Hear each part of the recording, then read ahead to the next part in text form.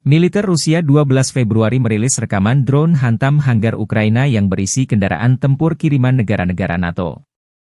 Tim drone FPV dari grup angkatan bersenjata Zapad menetralkan dua pengangkut personel lapis baja AEFU buatan Barat di wilayah Kharkov.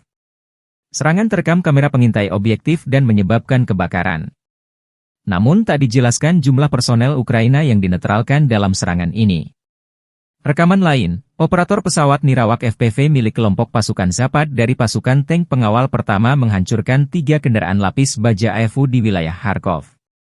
Rekaman kontrol objektif menunjukkan serangan langsung terhadap 2 kendaraan tempur infanteri buatan Amerika Serikat, 1 pengangkut personel lapis baja M113, ledakan amunisi, dan serangan tepat sasaran.